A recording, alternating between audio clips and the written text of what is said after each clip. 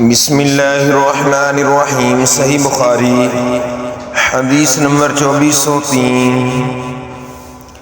جابر بن عبداللہ نے بیان کیا کہ ایک شخص نے اپنا ایک غلام اپنی موت کے ساتھ آزاد کرنے کے لیے کہا۔ نبی کریم صلی اللہ علیہ وآلہ وسلم نے فرمایا کہ اس غلام کو مجھ سے کون خریدتا ہے؟ نعیم بن عبداللہ نے اسے خرید لیا اور آپ صلی اللہ علیہ وآلہ وسلم نے اس کی قیمت 800 درہم وصول کر کے اس کے مالک کو دے دی۔ صحیح بخاری حدیث نمبر 2404۔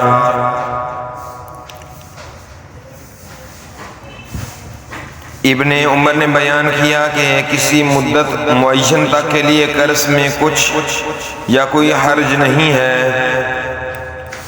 اگرچہ اس کے درہموں سے زیادہ کھرے درہم اسے ملیں، لیکن اس صورت میں جب کہ اس کی شرط نہ لگائی ہو۔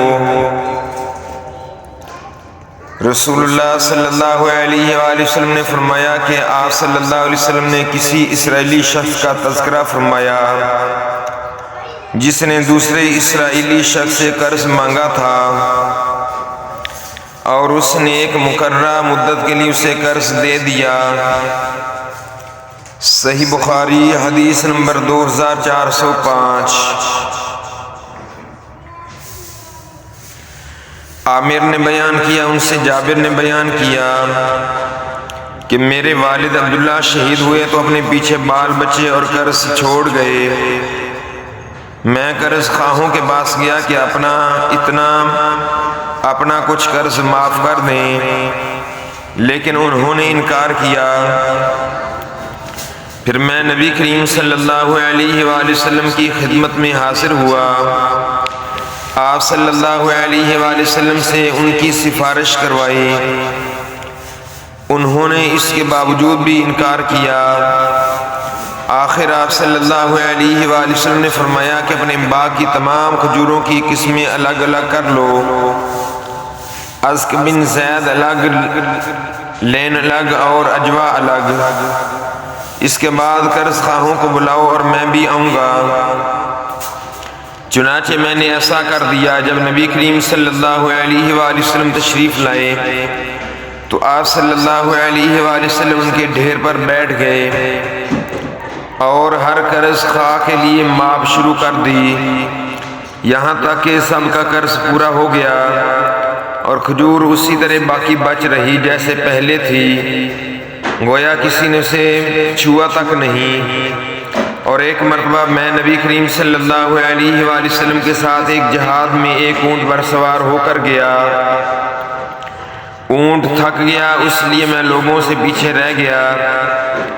اتنے میں نبی کریم صلی اللہ علیہ وآلہ وسلم نے اسے پیچھے سے مارا اور فرمایا کہ یہ اونٹ مجھے بیچ دو، مدینہ تک اس پر سواری کی تمہیں اجازت ہے۔ پھر جب ہم مدینہ سے قریب ہوئے تو میں نے نبی کریم صلی اللہ علیہ وسلم سے اجازت چاہی، عرض کیا یا رسول اللہ صلی اللہ علیہ وسلم میں نے ابھی نئی شادی کی ہے۔ آپ صلی اللہ علیہ وآلہ وسلم نے فرمایا کنواری سے یا بیوہ سے؟ میں نے کہا کہ بیوہ سے۔ میرے والد عبداللہ شہید ہوئے تو اپنے پیچھے کئی چھوٹی بچیاں چھوڑ گئے ہیں، اس لیے میں نے بیوہ سے تاکہ انہیں تعلیم دے اور ادب سکھاتی رہے۔ پھر آپ صلی اللہ علیہ وآلہ وسلم نے فرمایا اچھا اب اپنے گھر جاؤ۔ چنانچہ میں گھر گیا۔ میں نے جب اپنے ماموں سے اونٹ بیچنے کا ذکر کیا تو انہوں نے مجھے ملامت کی، اس لیے میں نے ان سے اونٹ کی تھک جانے اور نبی کریم صلی اللہ علیہ وسلم کے واقعہ کا بھی ذکر کیا اور آپ صلی اللہ علیہ وسلم کے اونٹ کو مارنے کا بھی۔ جب نبی کریم صلی اللہ علیہ وآلہ وسلم مدینہ پہنچے تو میں بھی صبح کے وقت اونٹ لے کر آپ صلی اللہ علیہ وآلہ وسلم کی خدمت میں حاضر ہوا۔ آپ صلی اللہ علیہ وآلہ وسلم نے مجھے اونٹ کی قیمت بھی دے دی اور وہ اونٹ بھی مجھے واپس بخش دیا اور قوم کے ساتھ میرا مال غنیمت کا حصہ بھی مجھ کو بخش دیا۔ صحیح بخاری حدیث نمبر 2407۔ حضرت عمر فرماتے ہیں نبی کریم علیہ السلام سے ایک شخص نے عرض کیا کہ خرید و فروخت میں مجھے دھوکہ دے دیا جاتا ہے۔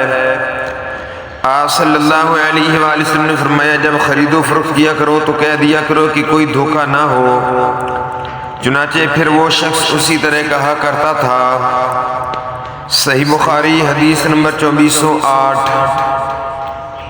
مغیرہ بن شعبہ نے بیان کیا کہ نبی کریم علیہ السلام نے فرمایا اللہ تعالیٰ نے تم پر ماں اور باپ کی نافرمانی، لڑکیوں کو زندہ دفن کرنا، واجب حقوق کی ادائیگی نہ کرنا اور دوسروں کا مال ناجائز طریقہ پر دبا لینا حرام قرار دیا ہے، اور فضول بکواس کرنے اور کثرت سے سوال کرنے اور مال ضائع کرنے کو مکروہ قرار دیا ہے۔ صحیح بخاری حدیث نمبر 2409۔ سالم بن عبداللہ نے خبر دی انہیں عبداللہ بن عمر نے کہ انہوں نے رسول اللہ صلی اللہ علیہ وآلہ وسلم کو یہ فرماتے سنا تم میں سے ہر فرد ایک طرح کا حاکم ہے اور اس کی رعیت کے بارے میں اس سے سوال ہوگا، پس بادشاہ حاکم ہی ہے اور اس کی رعیت کے بارے میں اس سے سوال ہوگا۔ ہر انسان اپنے گھر کا حاکم ہے اور اس سے اس کی رعیت کے بارے میں سوال ہوگا۔ عورت اپنے شوہر کے گھر کی حاکم ہے اور اس سے اس کی رعیت کے بارے میں سوال ہوگا۔ خادم اپنے آقا کے مال کا حاکم ہے، اس سے اس کی رعیت کے بارے میں سوال ہوگا۔